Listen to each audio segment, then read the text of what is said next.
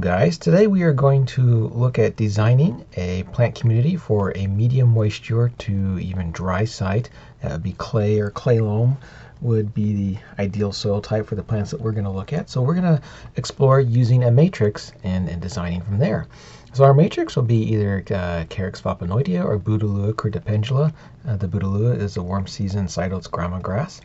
Either one of these will work on 12-inch centers. So in this plan, it's 100 square feet. So every green dot is 12 inches apart. There's your Cytodes grama. It's beautiful when it's flowering. Now that we got the matrix of grass in, it's going to give us the good weed control and replace wood mulch. We can start to bring in our plants in groups of masses. This is Heuchera Richardsonia. So groups of 3, maybe even groups of 5 or 7 would probably be best. The flowers are not that showy individually, but plants together, much more so.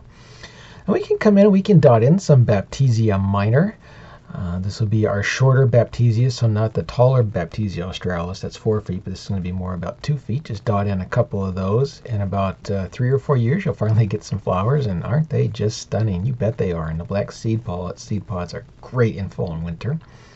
Now we're going to do a drift of little blue stem going up through the middle. I even want to consider pushing this up to 7 or 9 plants. It'll self-sow a little bit, so we don't need that many, but it will give us some of that wonderful, lovely, awesome fall and winter orange copper color that we so often rely upon. All right, let's put in some Echinacea Powder around the little blue stem. That'll give us a nice vertical element. We'll also dot in some Rudbeckia hirta, Black-Eyed Susan. You could even put some more Black-Eyed Susan just here and there. It'll self-sow a little bit, but will not become dominant in this dense of a landscape. So there is pale purple coneflower. Love the foliage. You all know what Black-Eyed Susan looks like. You should be quite familiar with it. All right, now we're going to come in. We're going to dot in some Latrius Aspara. So again, another vertical element in the landscape. Most plants are going to be about 2 feet tall, but this will maybe get up to 4 feet tall in a more moist season for you. So just dot that in. They are corms. So there it is before it's blooming. Lovely. And then we're going to finally put in an aster for late season support for pollinators and color. So this would be Aromatic Aster. There's some really good cultivars out there. Some selections from the wild like October Skies. You can see the clumps here in this landscape of the blue flowers. So finally, here's your plan, all put together, all labeled for you, so you can pause this screen and enjoy it. We can certainly, again, up some of the numbers of these plants if you'd like to.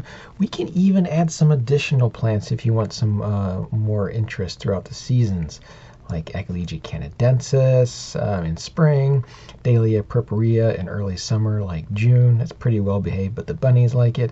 Allium cernum will be wonderful because it's a bulb. You can just drift it in around all over the place. You want to increase your ground cover, we can go some Calor and Volucrata wine cups. So basically, this is the kind of landscape we're going for, right? This is a Cytodes grama matrix with flowers coming up through it in masses and drifts. So that is it. Plant communities, pretty simple. Put them together, explore, play, have fun.